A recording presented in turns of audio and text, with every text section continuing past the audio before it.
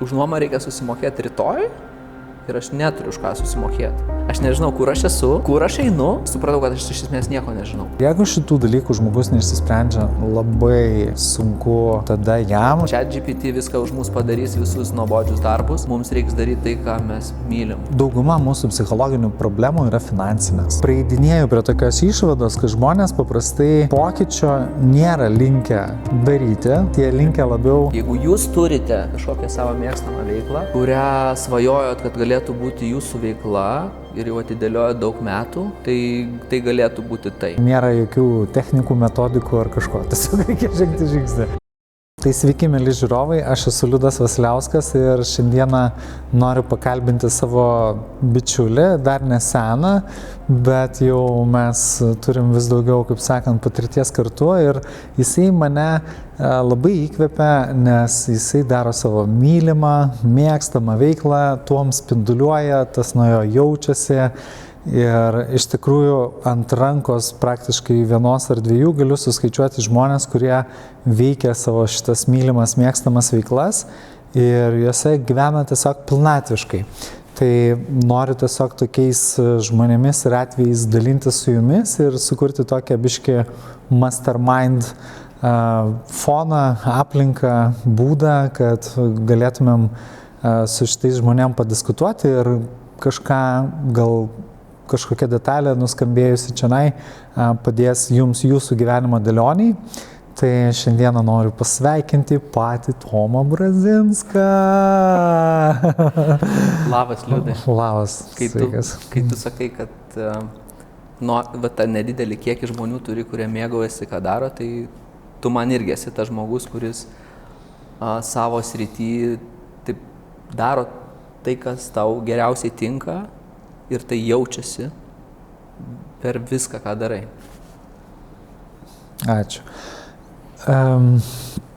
Jo, čia dabar pradėsim svaidytis komplimentais, žodžiu, bet ką tik darėm fotosesiją, labai fainą, gilią, gražią fotosesiją.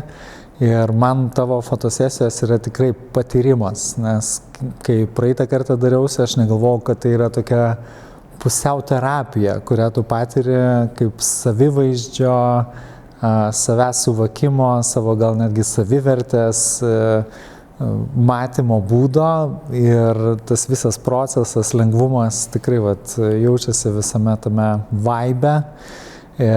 Tai papasakok, kaip tu nusprendei ir atėjai ir su kokiais sunkumais susidūrei, ateidamas į savo mėgstamą, mylimą, kaip sakant, veiklą ar profesiją. Kaip tai nutiko? Ar turėjai kažkokių didelių iššūkių? Nes aš, pavyzdžiui, tai turėjau labai didelių iššūkių, kad čia ateitų. Tai visa kelionė trunka 23 metus. Prasidėjo, aš tai pabandysiu trumpai, tokius esminius, galbūt net techninius žingsnius, blokus. Ir jei bus kažkurioje vietoje atrodys, kad įdomu, galėsim sustoti, pasinagrinėti, gal kažką irgi atrasiu dar, ką nesu atradęs. Tai mokykla, 11 klasė, tėvų spintoje fotoaparatas juostinis. Ir buvo būrelis kaip tik mokykloje. Tai aš 2 metus į tą būrelį reguliariai vaikščiau. Kas savaitę, kas 2 savaitės juostelę išfotografuodavau. Atnešdavau juostelę, mokytojas išryškindavo ir aš tiesiog tokia buvo motyvacija, kažkoks ritmas. Tai buvau su fotografija ir dariau viską, stebėjau. Gal įsimintiniausias momentas tai artimuosius, kai fotografuodavau, ypač senelius su fotoaparatu prieinu ir, žinai, aš tave fotkinsiu dabar. Ir jie tada, neik, tu aš čia negerai atrodau, žinai. Nu ir sakai, tai gerai, viskas gerai tada. Ir sėdi toliau, kol jie kažkaip įgauna savo tą pamirštą ir tada tu padarai tos kadrus. Tai čia mokykla, po mokyklos studijos, vadyba, įstaigų vadyba, VGTU, su fotografija nelabai susiję, bet su fotografija užsiėmė. Ar buvo tokių, kad tave kažkas stabdytų ir sakytų, ne, Tomai, tu čia tam netinki, kas čia per profesiją, ar iš to gali iš vis čia išgyventi ir taip toliau? Žinai, kad taip tiesiogiai kažkas imtų ir stabdytų, nedaryk, to nereikia. Aš gal nefiksuoju tiesiogiai, bet kiek dažnai kažkas aplinkui sako, kaip ir, fotkini, gerai, faina, bet iš esmės, laiko tai hobiu ir nieko kito daugiau. Tai po mokyklos aš stojau vadybą. Ir tėvų patarimų, ir aplinkos patarimų, kas automatiškai, aš priėmiau tos patarimus, nereiškia, aš rinkausi populiarias teisę, vadybą, dar ten kažkas buvo iš tų tokių top tuo metu specialybių. Tai reiškia, tam tikra netiesioginė forma, tai ir buvo, nebuvo skatimas, eik čia, nes tau čia patinka, tu čia nais atsiskleidi, o eik čia, kur bus gerai. Tai buvo tas kreipimas tas ir aš aplinkoje iš esmės, kai pasižiūriu, aš neturiu aplinkoje tiesiogiai su kūrybinė veikla dirbančio žmogaus. Tai jau yra tam tikrai indikatoriai, kad tu tiesiog nematydamas pasąmoninių kažkokių lygmenių, tau atrodys, kad tai galbūt net neįmanoma, nes jeigu nieks iš tavo šeimos nėra tai darantis, tai sudėtinga. Gerai, o dabar jeigu paimti sekantį momentą, tiesiog kaip tu matai žmonės, nes tu turi visą savo Brazį akademiją, tu mokai jau senai labai fotografus, iš visą kelią jiems, kaip sakant, nušvieti, kiek suprantu ir žinau. Kaip tu matai iš šono, žmonėms sekasi praeiti tą iššūkį ir kaip galbūt tu matai, kaip tas mokytojas, stebėtojas, kažkoks tai vedlys, kaip jiems sekasi išeiti iš savo kažkokio tai nelabai mėgstamo dalyko į mylimus dalykus. Ir kokie būna pokyčiai tada jų gyvenime? Geras klausimas. Aš dar truputėlį, kad sujungti kontekstą, tai aš 23 metai su fotografija, prieš 13 metų viena situacija Londone. Aš jau po studijų Lietuvoje, po kelionių, po pasaulį studijuoju fotografiją. 2 metai Londone. Ir situacija, kad aš tiesiog už nuomą reikia susimokėti rytoj ir aš neturiu už ką susimokėti. Kažkaip atsitiko taip, kad įkrito fotosesija paskutinę akimirką, tai aš turėjau už ką susimokėti nuomą, bet aš supratau, kad aš tiek metų su fotografija, aš visada buvau su fotografija, aš nežinau, kur aš esu, kur aš einu ir jeigu aš kažkur einu, kokį žingsnį. Tai aš nesupratau, kad aš iš esmės nieko nežinau. Aš kažką darau, bet gali daryti belenką. Ir aš toks labai buvau to momente, kur nežinomybės, nes nebuvo aiškumo. Man turi būti paprasta, man turi būti aišku, man turi būti paprasta. Aš, ta prasme, turiu pajausti, turiu suprasti, kad daryčiau dalykus. Tai buvo toks kažkoks pažadinimas ir aš tada studijas nutraukiau ir pradėjau mokyti savarankiškai ir pradėjau mokyti. Ir taip atradau tai, kad mano pagrindinis pašaukimas yra mokymas. Ir dabar esu labai stipriai išsigrynęs iš esmės, ką aš padedu žmonėms, kaip aš padedu žmonėms ir kas ten vyksta. Tai apie procesą, ne, kas ten vyksta pas žmonės. Nu, vat kaip jie... Aš žinai, irgi turiu seminarus ir aš irgi stebiu žmonių progresą ir tiesą pasakius, tikrai ne visiems yra lengva žengti tą žingsnį ir išdrįsti. Tu gali turėti daug visokių metodikų, kurios ant tavęs veikia, kurios tikrai ten geros yra ir visa kita, bet ta drąsa, kiek aš matau, drąsa tiesiog, nu vis tiek yra tiesiog paprasčiausiai drąsa. Žmogus tiesiog turi žengti tą žingsnį ir tiek. Taip. Ir ten nėra jokių technikų, metodikų ar kažko, tiesiog reikia žengti žingsnį. Ir čia baisiausias momentas, kai tu matai, kad žmogus sako, aš noriu, ir net jam būna net kažkokie indikatoriai. Ne, kartais žmonės pas mane neateina, kai jam sekasi gerai. Kartais ateina, kurie pradėjo, nori rinktis kažką užtikrinto, patikimo ir kas tikrai yra geriausias sprendimas rinkoje, arba vienas iš geriausių, ar ne, ką žinau, tada ateina pas mane tam tikras procentas. Labai sąmoningai, labai tikslingai, bet visi kiti, arba didžioji dalis, jie ateina dėl to, kad yra nepatogu. Kai kam būna, ta prasme, būna ir ekstremalios tokios situacijos, sveikata, santykiai. Ir ta prasme, jeigu jie neskiria tam tikrą laiką savo veiklą ir ją nustumia, arba sako, man tai svarbu, bet nieko nedaro, ir jiem, jeigu tai iš tikrųjų yra svarbu, jiems prasideda kažkokie ženklai, kažkokie dalykai. Ir jie jau ateina pas mane su nepatogume būdami. Ir aš su jais, ta prasme, ten yra, sakyčiau, visada visi žmonės, kurie patenka į akademiją, patenka po pokalbio su manim ir jis ten dažniausiai trunka 20, 30, 40 minučių, kad mes suprastume, kur tas žmogus yra, kad jisai suprastų, kur jis yra ir ar jisai nori, ar jis yra pasiruošęs. Ir tas momentas, iš esmės aš jam padedu priimti sprendimą ir žengti žingsnį. Ir kai žmogus sako, mes susižiūrim, ta prasme, išsprendžiam visus kliūtis, kurios gali sustabdyti jį, kad nežengti to žingsnio. Ir tiesiog kartu pasižiūrim nuo laiko skirimo šitam dalykui iki labai paprastų finansų, iki išskaidimo, iki ar palaiko artimieji, žinai, ar tau, ta prasme, antra pusė irgi tave palaiko, ar palaiko šitą sprendimą, nes tai yra svarbu. Ir kai jie sako taip, tai aš juos sveikinu. Ir aš juos sveikinu, kad jie bet priėmė tą tokį, aš jaučiu jų baimę ir aš matau, kaip jie priėma sprendimą, kad let's go. Žinai, man irgi priminė, aš visada, kada žmogus nusprendžia važiuoti į seminarą ar kažkur tai kartu ar į kelionę, aš irgi rašau, sveikinu tave, kad nusprendė, arba tiesiog pasakau tuo metu, kai jau nusprendė, sakau, sveikinu, tai pradeda juoktis, nes atrodo, žinai, toks didelis žingsnis ir čia kažkas tai baisaus čia vos nevyksta ir vyks. Ir mane dar čia sveikina, žinai, toksai, stipru. Toks padrasinimas, ne, kartais, nes... Padrasinimas ir toks parodymas, kad gal čia yra tiesiog didelis, fainas labai žingsnis, vietoj to, kad čia labai kažkoks rizikingas, čia labai kažko rizikuoji, kažką čia gali prarasti ir panašiai. Gerai, tu paminėjai tą tokį psichologijos momentą, kad žmonės ateina, kada yra sveikata, santykiai ir ateina į fotografiją. Turiu minėti, taip atrodytų, pavyzdžiui, pas mane ateina, kada yra santykiai, sveikata ir ten skyrybos ar pavydas ar kažkas tai. Ir taip, žinai, taip klausausi, galvoju, oho, bet tiesą pasakius, aš kiek esu buvęs su tavim workshopuose, tai tikrai toksai kūrybinis momentas, kuris labai atpalaiduoja ir toksai vos ne, jisai ir terapinis iš dalies yra, labai jaučiasi. Kas man tikrai labai mane nustebino, nes, matai, kiekvienai turbūt srityje žmogus daeina iki tokio meninio aspekto ir kai jau daeina iki meninio, jisai toksai kaip ir gydantis jau yra.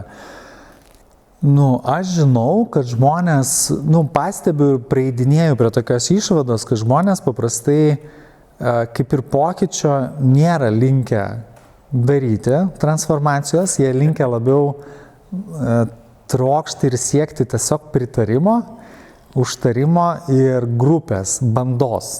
Toks labiau, kad kažkur, kur saugiau, nes mūsų daugiau, bendruomenė, kas yra faina palaikymas, bet ir to palaikymo ir to tokio bendruomeniškumo. Aš, pavyzdžiui, nesenai kalbinau vieną žmogų ir sakau, atvažiuok, mes tau išspręsim tavo visą tą skyrybų klausimą, visas tas skausmas tau praeis. Ir jis teirausia, kada bus kažkoks didesnis kursas, kur bus daugiau žmonių ar kažkas tokio. Ir aš suprantu, kad jisai nori tiesiog bendruomenės. Tai kaip tu gal atskiri, kur žmogus nori transformacijos, o kur jisai nori tiesiog kažkokio tai bendro pabuvimo, kaip tu būtent su šitais dalykais tvarkaisi, kad žmonės vestum grinai transformaciją jų gyvenime, o ne tokį kažkokį tik tai pabuvimą kartu, kaip tu juos, nežinau, ar motyvuoji, ar griežtas su jais pabūni, ar tiesiai pasakai. Bet čia jau tą momentą, kai jie prisijungia prie visos šitos programos, ar ne, ir tada ten vyksta visokie dalykai. Tai aš sakyčiau, aš irgi kartais, aš domiuosi irgi, žinai, ir mokymais, ir iš esmės pokyčių domiuosi, kaip pokytis vyksta pas žmogų.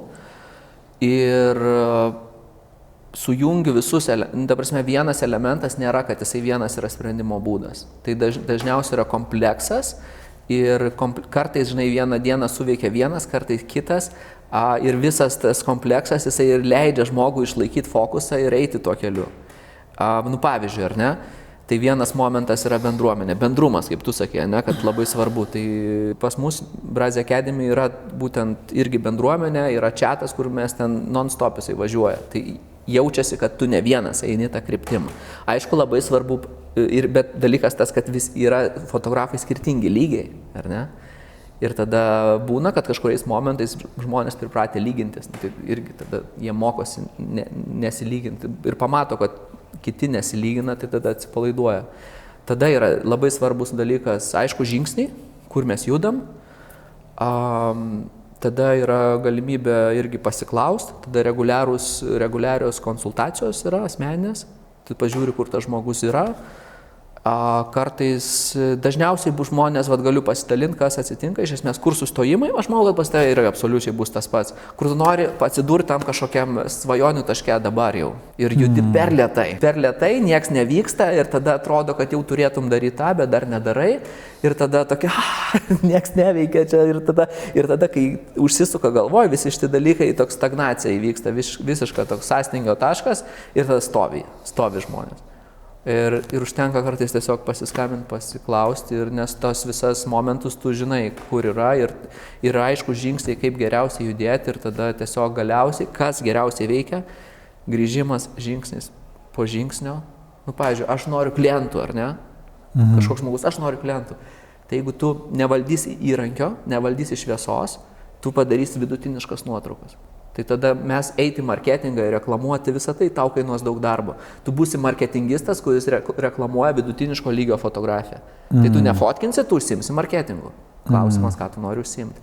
Grįžkime prie pagrindų, pasidarom pagrindus, judam toliau, darom portfolio, pristatom save. Oi, čia tokia labai sena tema, kai aš labai senai šitą mintį išgirdau, kad didžiausios nelaimės sportininkams ir profesionalams nutinka tada, kada nesilaiko pagrindų. Jeigu ten pradeda daryti viražus labai didelius ir nesilaiko tiesiog paprasčiausiai pagrindų, tai tada tam parašiutininkui kokiam tikrai nutinka krūva reikalų, ne? Tai čia galioja tas pats, kaip sakant, jeigu nesilaikai, jeigu nestovi ant žemės, ne, tai važiuosi apačion. Grįžkim gal prie tavo asmeninės labiau istorijos. Kaip tavo pokyčiai gyvenime ir ėjosi per visus šitos metus ir kokie buvo tau didžiausi lūžio taškai ir atradimai, ypatingai siejant su tavo mylimą, mėgstamą veiklą, nes aš žinau, kad jūs turi tikrai nemažai kartais iššūkio, nes jūs labai dabar siekėt aukštų kartelių, važiuoja tikrai labai aukštais laiptais. Tai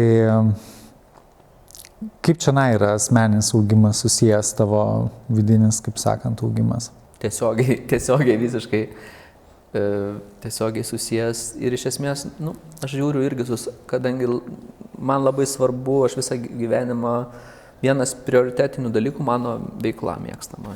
Ir buvo, yra ir bus. Ir jeigu aš žmonėm padedu pasiekti jeigu noriu padėti kitiems žmonėm pasiekti tą tokią didelę transformaciją, taip, pravesti visą tą kelią, tai aš pats turiu irgi tai daryti pats. Aš negaliu ateiti ir pats savęs nesuprasdamas, padėti kitam susiorientuoti, kuris yra.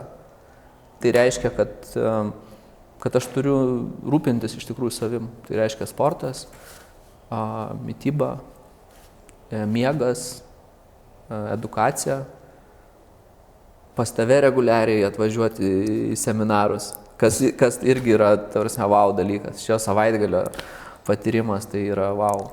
Duoda visiškai kitokio lygio supratimą ir tada tu gali to tokio balanso, tokių, suvokimų dalintis ir su fotografais. Tai iš tavęs irgi didelis ateina irgi. Jo, aš lygiai tos pačios mintis, aš kartais savęs klausiu, gerai, tarkim, aš noriu,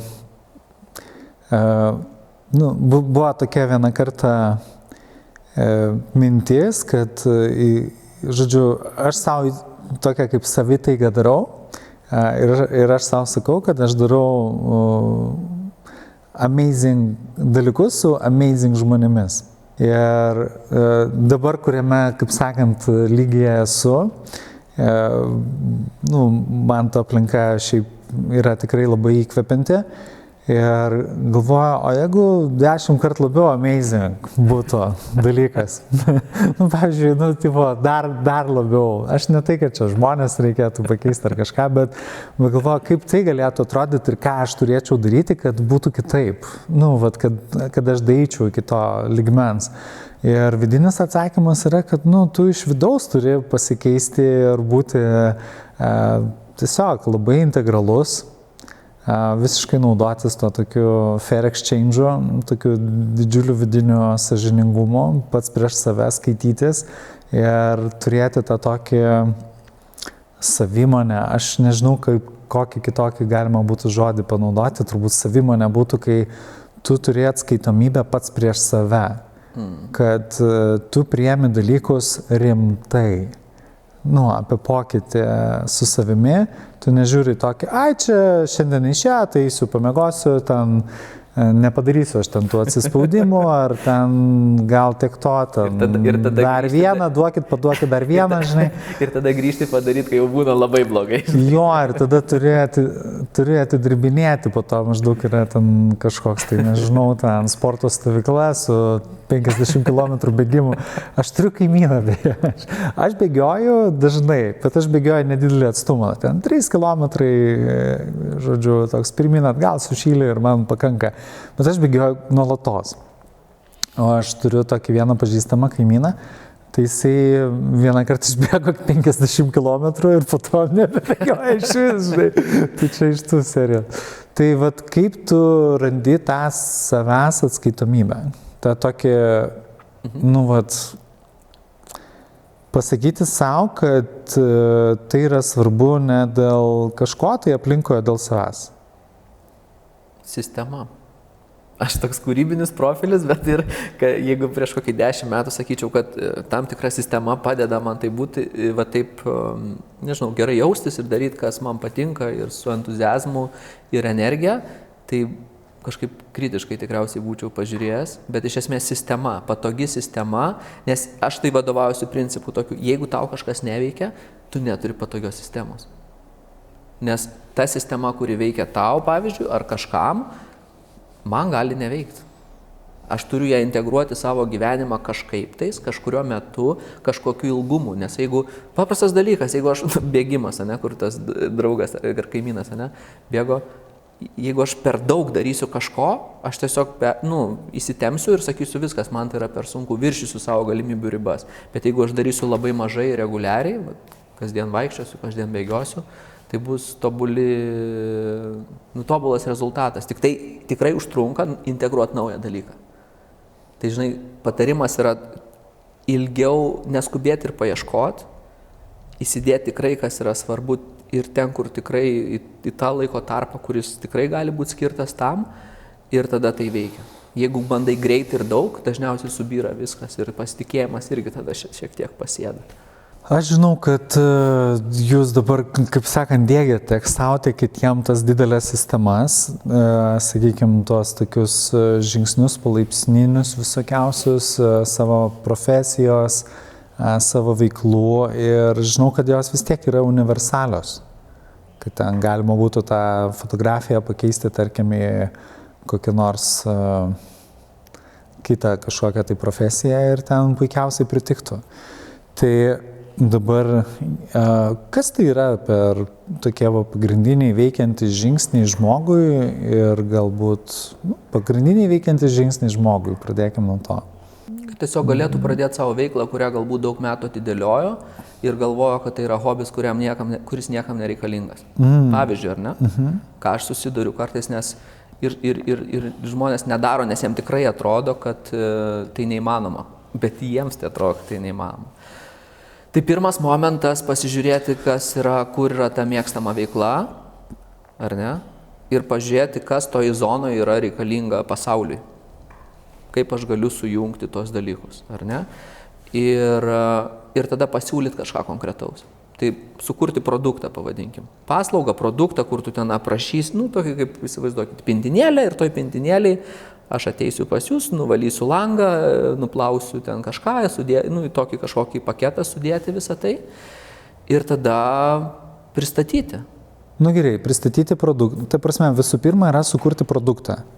Tai reiškia, kad sugalvoti savo produktą, kokį tu turi ir tada pristatyti. Paslaugą, nu pavyzdžiui, tu nori plauti su kercheriu terasose, ne kažką. Super. Tai pirmas dalykas, kur žmonės kartais irgi sugalvoja, keliauja ir jau bando kažkaip pardavinėti arba nori kažkokį marketingą didelį. Susitik su 5 kaimynais, pasikalbėk apie jų terasą, pažiūrėk, ar jam iš viso tai yra aktualus dalykas ir nuplauk ją nemokamai. Ir pažiūrėk, kas vyksta. Čia net visą galima tokią sistemą irgi, kaip pradėti už to žingsnis po žingsnio uždirbti. 5 padaryk nemokamai, paskui po 50, 5 paskui... Surink atsiliepimo, ne, ir taip... Kas yra labai sunku kažkodėl žmonėms. Sakau, nusifilmuok, sakau, padaryk nemokamai už atsiliepimus, žinai. Čia tokio, žinai, irgi tas momentas, kaip auginti tą pasitikėjimą savo veiklą, nes pradžiai tai yra labai trapu. Tai yra labai trapu ir viena kritika, nuoširdi, tiksli kritika, kuri pataikys teisybę, bus vienu žodžiu, tai subirėt labai greit gali viskas. Dėl to labai reikia neskubėti ir apsistatyti save saugiais tai žmonėm, kuriem tikrai reikia šitos paslaugos. Jokių būdų nesiūlyti niekam per prievartą. Nes tai labai demotyvuoja, jeigu ne tie žmonės. Man asmeniškai tai buvo taip, kad manęs paprašydavo mano paslaugų, kurias aš dabar darau. Pavyzdžiui, manęs paprašė vienas mano bičiulis, sako, nu tu taip atrodo jautiesi, mes matom iš šono, padaryk mum 2 savaičių stovyklą, sako, kur mus tu šito pamokysi. Aš gerai, sakau, padarysiu ir padarėm. Labai senai, pirmoji pati stovykla tokia buvo.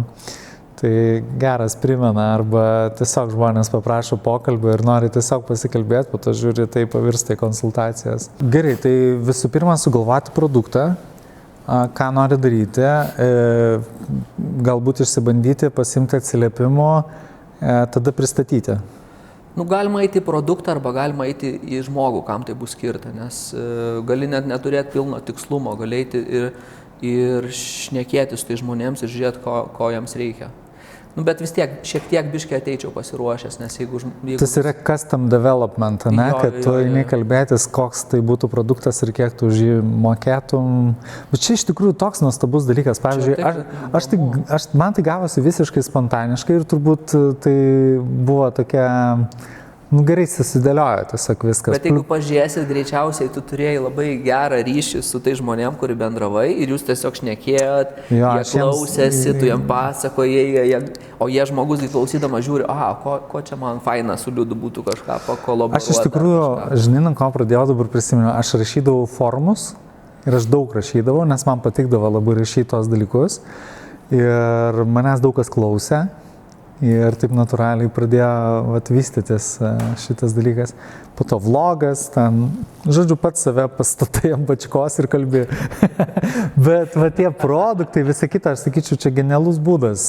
Turiu minėti, toks labai paprastas, natūralus, bet tikrai tai yra toks labai paprastas būdas daryti savo mėgstamą veiklą. Tai, sugalvok, ką nori, pristatyk. Pabandyk, gerai, o kas toliau? Dalykai, kurie, sakykime, padeda žmogui tada toliau žengti, tais pristatyk, pavyzdžiui, tą galėtum išplėsti idėją pristatyti, kaip pristatyti, arba kas tai yra tas pristatymas. Tai pristatymas, žinai, kažkas klausia, įsivaizduok, ne, klausia, ką tu darai? Darau tą ir tą. Ok, tai jau yra kažkokia... Pirmas yra pristatymas, kad tai yra toks labai platus ir bendras, darau tą ir tą skirtą tam ir tam. Pirmas momentas, ne? O toliau mes galim eiti į detalės, ne? Kiek tai trunka, kaip aš tai darau, ką jūs gausite, koks pokytis įvyks, nežinau, nušvitimas kažkoks įvyks, ten langai jūsų blizgės kaip niekada, nes ten valau stebuklingom servetėlėm, arba kepu tortus, kurie jūs pavalgysit ir nusikelsit į savo vaikystę, kai močiutė kepė, ar ne? Ir žmonės, gali tokius dalykus, kad vis tiek aš turiu suprasti, kas tai yra. Nes sprendimą, kaip žmogus priima, ar ne? Emocija pirmas dalykas, per emociją visada, jeigu nebus emocijos, žmogus nepriims sprendimo, bet po to ir loginis patvirtinimas turi būti kažkoks, tai ar ne? Kad, nes įsivaizduok, ten moteris išsirinko kažkokį dalyką, kad pirks čia kažkokį kursą ar dar kažką, pati paskui eina, galvoja, o palauk, kas tam kurse, ne, o palauk, kada bus čia nais. Turi būti ir tie tokie akivaizdūs apčiuopiami dalykai supakuoti. Aprašymas, nežinau, paprastas aprašymas Facebook'e, paprastas aprašymas Instagram'e, kitas lygis jau galėtų būti ten, nežinau, internetinis puslapis, bet nereikia ten iki to skubėti, nes dažniausiai tokie dalykai, kai tiksliai atitaikyti, jeigu tu pataikai žmogui, kuriam tai yra skirta, dažniausiai tai yra tavo žmogus, jisai labai panašus kažko į tave, bus visada. Mano patyrimu, ar ne? Jisai savo rate turės dar 5-10 panašių žmonės, kuriam irgi to reiks, tai tada pradeda viskas kleistis ir pirmas kelias yra rekomendacijos.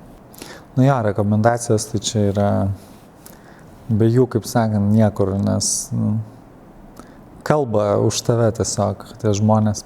Ir žinai, aš girdėjau tokį gerą, sako, vienas, sako, yra dalykas, ką tau žmonės sako kaip feedbacką, kai tau sako į akis.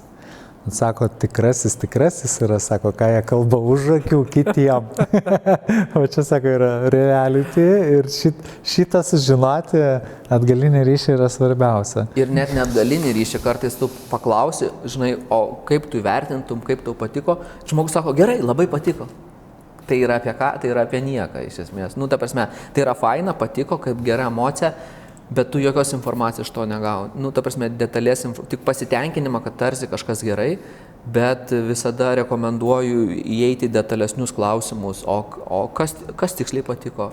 O jeigu vieną dalyką galėtum patobulinti, kas tai galėtų būti, o jeigu tai rekomenduotum kažkam, kam tai rekomenduotum, ir kartais atrodo, kad tarsi tai yra kažkokie žudantis klausimai kitam, ne, tai yra paprasti ir labai įdomus klausimai, net ir tam žmogui bus įdomu pagal, kas man patiko, kodėl man patiko, jis apie save supras daugiau. Gerai, kas toliau? Kokie, sakykime, trečias, tai vienas būtų sukurti produktą, jį pristatyti. Kas dar galėtų būti vienas žingsnis? Arba jūs visus ištisus metus dirbat su žmonėm, ne? Ta sistema duodat. Kokie ten yra pagrindiniai dar žingsniai? Tai aš dabar tos žingsnius adaptavau viskam iš esmės, taip supaprastinau. Bet jeigu taip iš fotografijos, aš fotografo greit pasidalinsiu. Tai pirmas dalykas yra įgūdžiai. Tai yra įgūdžių kompleksas, kuris reikalingas, kad tu kokybiškai padarytum dalykus. Šviesa, kompozicija, pozavimas, retušas ir panašiai ir taip toliau. Tada tu turi išsirinkti fotografiją plati nišą, susisiaurint, kurioje zonoje tu geriausiai kažką gali padaryti. Kai tu tai padarai, tu tada kuri portfolio, tai yra darbai, kurie pristato. Darbai plus aprašymai, kuri portfolio, tuo pačiu irgi tas toks pristatymas arba supakavimas atsiranda ir įkainojimas. Nes irgi sudėtinga dalis kartais, kai mėgsti savo darbą daryti, kad tai tarsi atrodo, kad jau tau privilegija tai daryti, tai čia jeigu kažkas nemokamai ima, tai jau čia viskas. Nu, ta prasme, jau čia yra maks gerai. Tai įsikainot, kai tu irgi atsisėdi, įsikainai, užrašai tą kainą ir tada tau nereikia sakyti kiekvieną kartą, ypač jeigu nepatogu, tai sakai tokias kainas, 3 variantus, gali pasiūlyti kažkokius, nesupakuoti skirtingas kainodarą, tai žmogus jau atėjęs gali išsirinkti pas te, kur be ateis, arba tu jam gali nusiųsti. Ir tada kitas žingsnis yra pristatymas reguliari komunikacija. Tai šiaip socialiniai tinklai veikia puikiai, priklauso nuo jūsų auditorijos, Facebookas, Instagramas arba abudu. Ir čia be jokių mokamų dalykų, tiesiog reguliarus pristatymas paimkim Instagramą, postai, reelsai ir Instagramo story. Bet iš esmės jo reelsai didina matomumą, kviečia naujus žmonės. Tai svarbu, kad jie būtų ne visiems pritaikomi ir žmogus nesiorientuotų tik į laikus, nes prisikvies nereikalingų žmonių, geriau turėti 100 tikslingų žmonių negu 1000 ten neaišku kas, ne? Tai šitas, kas man pačiam yra iššūkis. Čia viską, ką mes pasakojam, patys mokomės dabar, jeigu ką. Aš ant visų greblių esu užlitęs ir dar išbandysiu visus neveikiančius kelius, kad tikrai būčiau. Mes čia greblininkai, žinai, ne?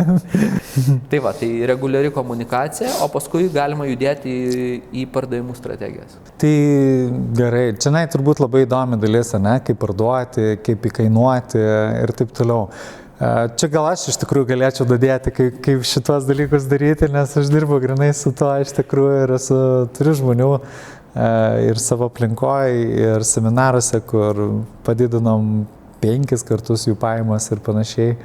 įkainavom tiesiog daug geriau tas paslaugas žmogaus. Pas tave irgi šitas momentas irgi labai aktualus, ar ne, kur žmogus kažką daro ir nepakankamai vertina savo veiklą, tada atitinkamai jo pajamos. Mes gyva šitą savaitgalį netgi turėjom tokį žmogų, kuris galbūt atrodytų iš dalies gal ne savo operoj buvo seminare pas mus, nes paprastai ateina kažkokie tai verslus ar ten profesionalai ir taip toliau. Ir čia atėjo žmogus, kur atėjo iš samdomo darbo ir tokiam labai dideliam chaose gyvenime taip toliau.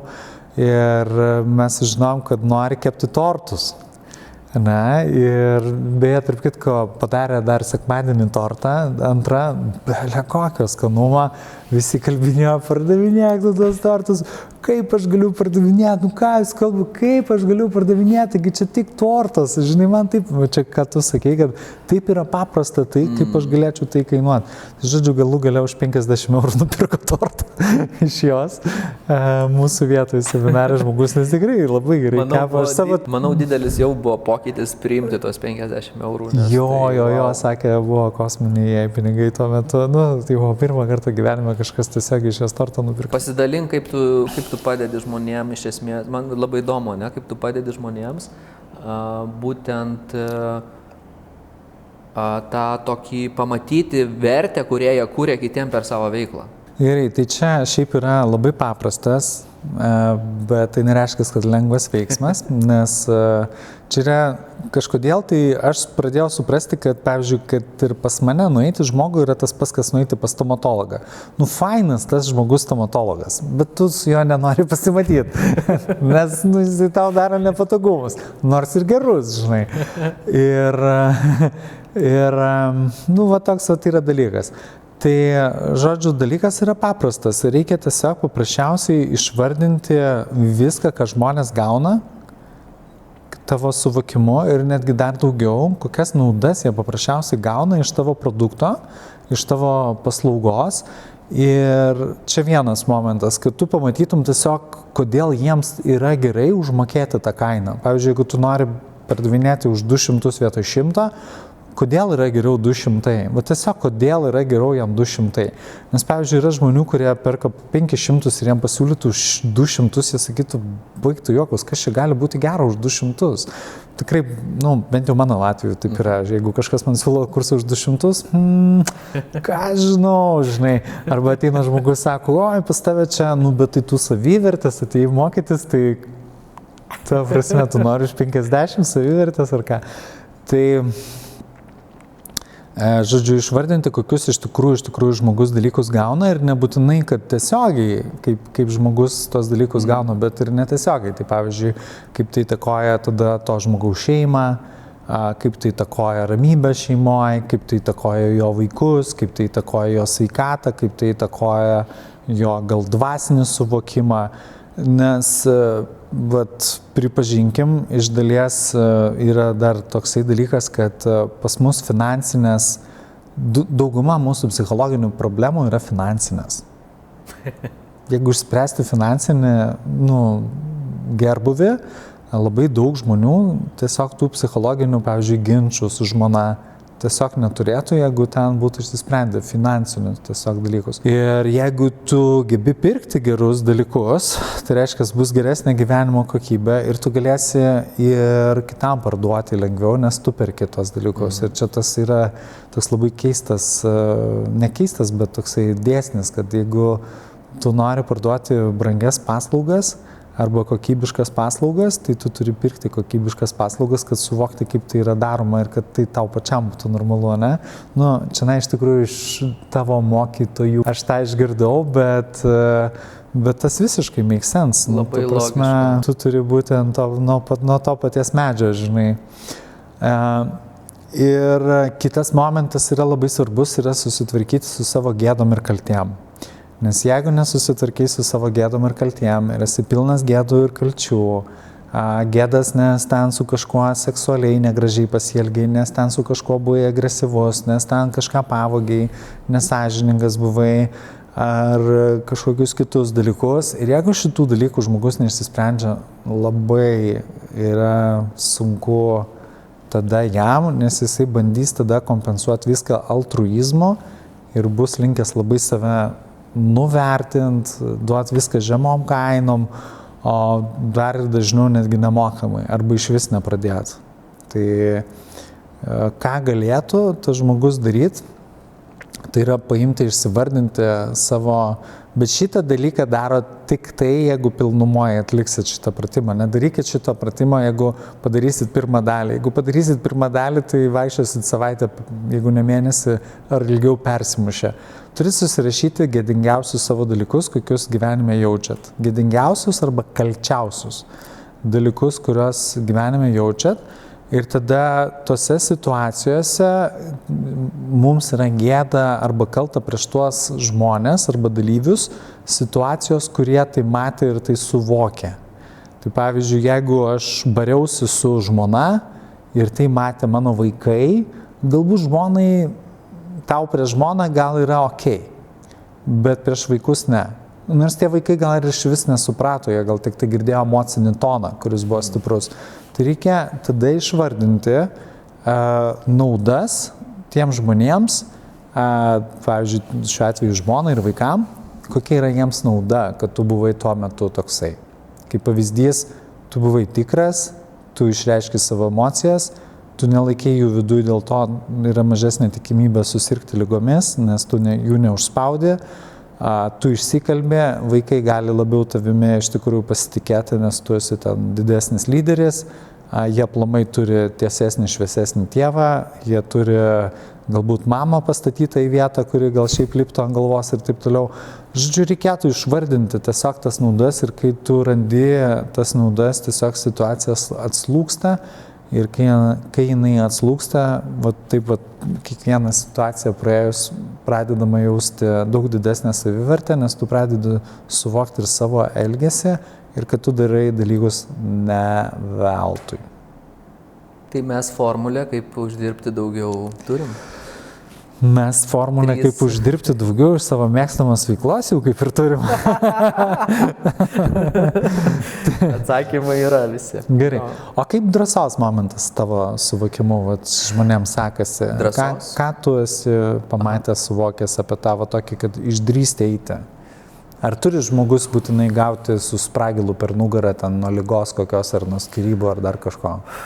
Kad ir kaip norėtųsi būti sąmoningų, kažkokių ten pusiau nušvitusių, vis tiek veikia, kiek aš matau, veikia klasikiniai dalykai. Tai šviesus tikslas kažkoks fainas, motyvuojantis, iš apačios, jeigu neįsi link to tikslo, degantis pragaras, tai šitie du dalykai. Rojus ir pragaras. Rojus ir pragaras, kardinalus dalykas, tai jo, žinai, tu kartais pajudi biški greičiau, ar ne? Bet tada sustoji ir tada jeigu tu sustoji, tau tas pragaras atsiveja, žinai, ir tu tada... Bet tu turi omeny, kad tu turi išsivardinti savo, kas yra, tau bus blogai, turi omeny, kad tu turi aiškiai išsivardinti savo pragarą, kas bus, jeigu tu neisi ir kokia laukia tavo šviesi ateitis, jeigu tu eisi, tu turi omeny tą prasme, kad tiesiog ant popieriaus lapo turi išrašyti, pavyzdžiui, jeigu aš toliau tęsiu šitą elgesį, tai aš būsiu šitam dugne ir po 10 metų atrodysiu taip. Tai pavyzdžiui, žinai, tai aš dažniausiai darau taip, kad aš turiu jau kažkokį projektą įsidėjęs. Mano projektas, dabar mūsų didysis projektas, mes statom fotostudijos pastatą, ar ne? Didžiulis 2500 kvadratų, ten kelis milijonus kainuojantis projektas. Tai kūrybiniam industrijom tai yra didelis žingsnis, ar ne? Labai. Bet tai yra wow, kaip gražu, ar ne? Kad tai yra visiškas žingsnis, keičiantis požiūrį visos industrijos ir kaip iki jo pilnai nueit. Iki galo nežinau, ta prasme, žinom nemažai, bet pilnai nežinom, tai yra daug nežinomybės. Tai tokia, žinai, užsidengi biški ir šoku nuo tos olos, važiuojam į tą vandenį, ne? Ir jeigu traukinys važiuoja, ar ne, yra finansavimas, yra įsipareigojimai, yra viskas važiuoja, judi į priekį. Bet, susikūrė irgi tokia sistema, kad, mes taip esam pasidarę. Tai aš nežinau, tik tai suprasti visą tai, kad nepradėt panikuoti, kur tu čia save įsidėjai, kažkaip sąmoningai pasirinkom ir tiesiog akceleratorius į augimą čia mūsų yra. Tai vyksta tas pokytis ir džiaugiamės, nes sugebam subalansuoti jį, ta prasme. Jo, aš kiek girdėjau iš šono kitų, iš jūsų, kaip sakant, industrijos žmonių pasisakymus, jiems tikrai esate šviesuliai, kurie daro tokį projektą, nes čia kūrybinėm industrijom tikrai didelis dalykas, kiti bijo tą fotoaparatą į rankas pasimti, čia kažkas darinėja visą pastatą ten už kiek ten 7 ar kiek. O klausyk, kaip tau, pavyzdžiui, visos tos metodikos, kuriomis mes dirbame, kokius tau efektus jos davė, duoda, kaip tu matai, nes aš žinau, kad tu pradėjai šitą projektą tuo metu su Reda, bet tuo panašiu metu, kada mes su tavim intensyviai dirbom asmeniškai. Ir tu išeidinėjai iš tuo metu tiesiog rūkymo ir transformavai, sakykime, tą emociją į savo mylimą, mėgstamą veiklą ir tokiu būdu tai yra ne tai tiesiog, kad aš mečiau, o dar ir transformuoju ir darau daug daugiau ir energingiau gyvenimą. Ar tai įtakoja tau išėjimą į šitą projektą? Absoliučiai, nes aš atsimenu, buvo, kad tai liūdai, žinai, padirbam, ir žinai, tada atrodo, tai čia dabar, žinai, užsirašysim kažką, kad čia, žinai, uždirbt milijoną kažką, žinai, iš serijos. Liūda sako, gerai, žinai, pradėsim nuo rūkymo. Ir toks, okei.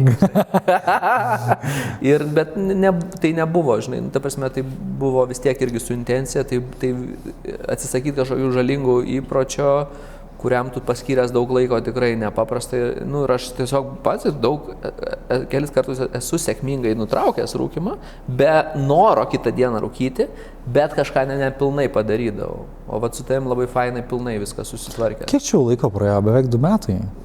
Nežinau, neskaičiuoju. Kokiu 1,5 metų? Neskaičiuoju, negalvoju apie tai.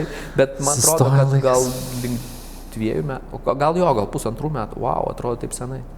Didžiuliai pokyčiai per tą laiką, nes tikrai išsitransformavo visą tai į būtent į veiklą savo, į potencialo išnaudojimą. Tai absoliučiai. O dabar sakyk,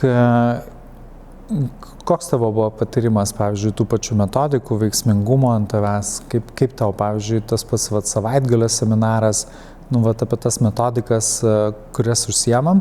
Čia gal klausytojui bus šiek tiek įdomu sužinoti, aš 20 metų dirbu su žmonėm ir padedu jiem išeiti pro pačias sudėtingiausias jų gyvenimo būsenas ir atsistatyti energingumą ir tiesiog būti vėl resurse, bet ir padedu tiesiog daryti taip vadinamą aukštą produktyvumą arba high performance, kaip sako mūsų broliai iš vakarų. Nenaudojant jokių papildų ar dar kažko tais. Jo, nenaudojant daug testosterono su kažkuo ten dar. Tai ir aš užsiemu tokia viena nuostabia metodika, kuri vadinasi Demartini metodas. Ir taikau ją savo klientam, žmonėm.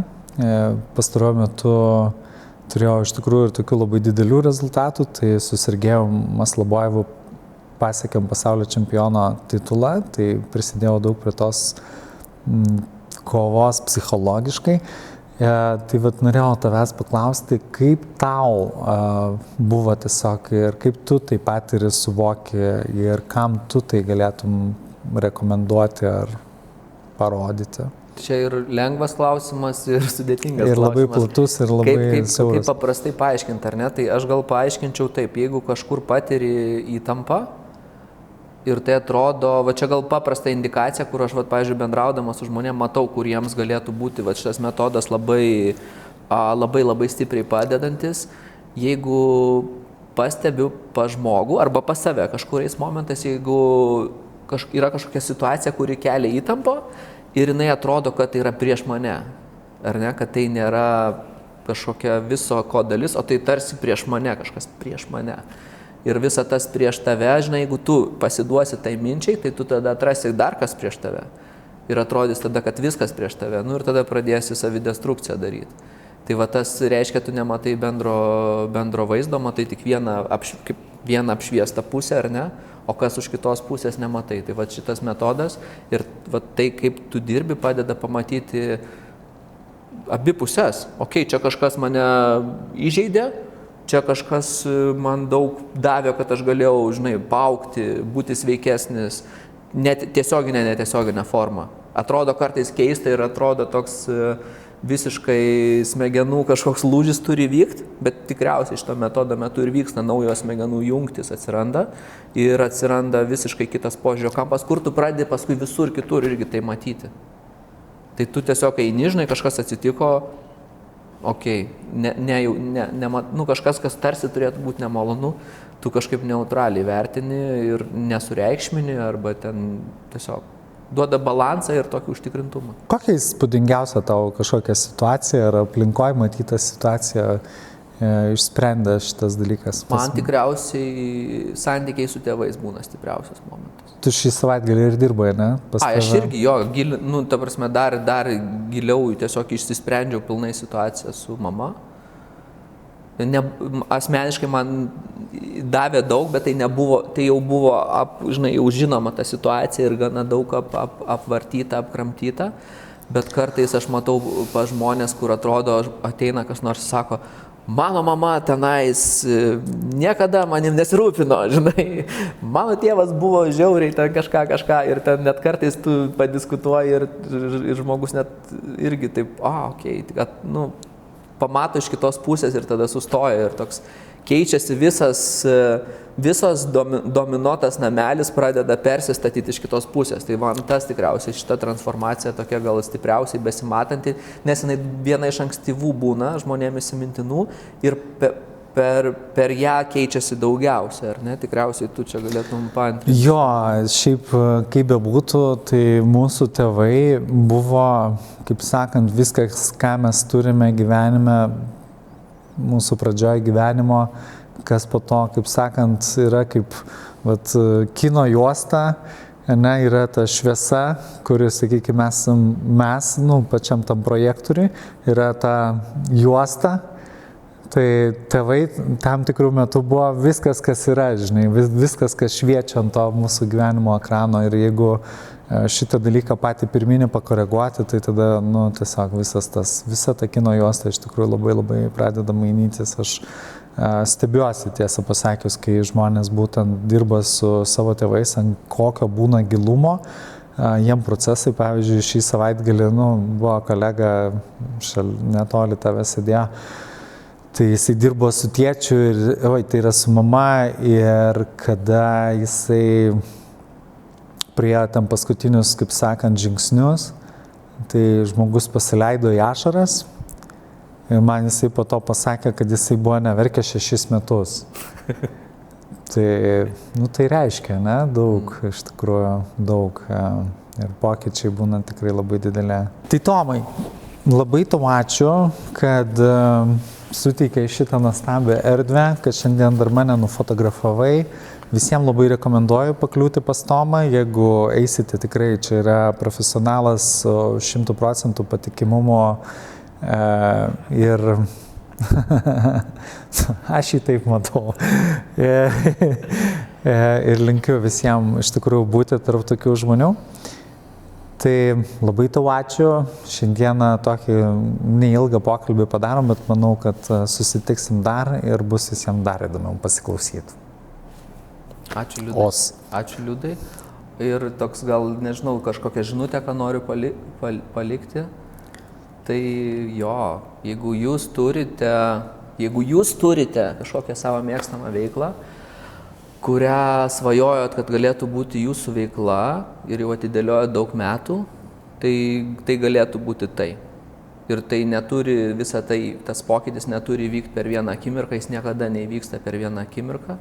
Pirmas pokytis tai yra patikėjimas, kad tai gali kažkas atsitikti, o tas perėjimas iš esamos situacijos į tą naują veiklą gali trukti 1, 2, 3 metus.